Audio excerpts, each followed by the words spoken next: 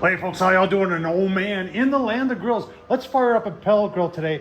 Yeah, we're gonna fire up the Z grills, and you know what we're gonna do?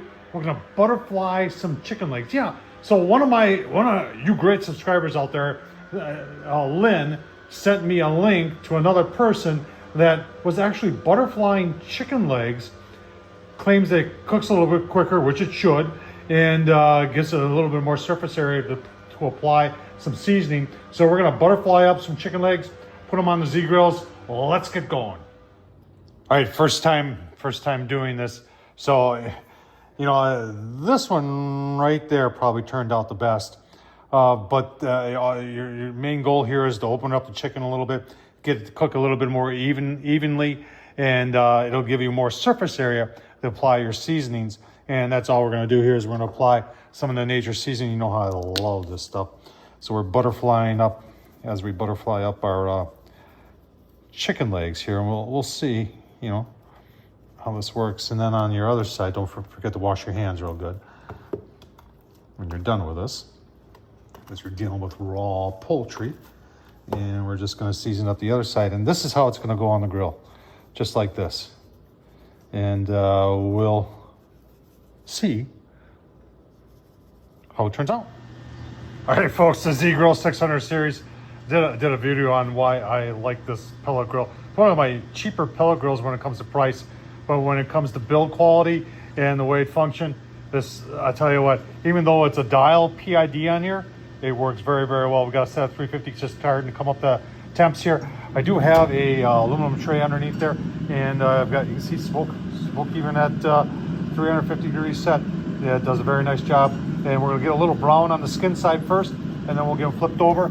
If you're wondering, I'm using these Grill Pro foil grilling trays. Now I do have little slots in them, but I tell you what, they're pretty cheap, and they work pretty good as just for a throwaway type of grease catcher type dealio. Not a whole lot coming out of these chicken legs. I wouldn't use it for a pork butt though.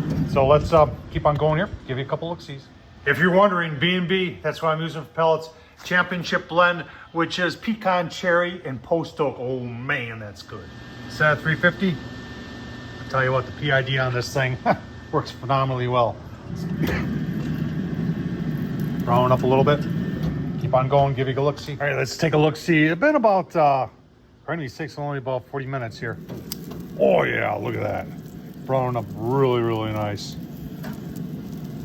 Like I said, this way, I'm not a knife expert, as you can tell. It does cook a little bit faster because you're opening it up, obviously. And we're gonna keep on going. You know, I like my chicken a little bit on the overdone side, so keep going. We may even barbecue sauce this stuff today, do something really different. So, tell you what, keep on watching, and we'll keep on giving you look-sees. Moving right along here, that butterfly in it is helping quite a bit.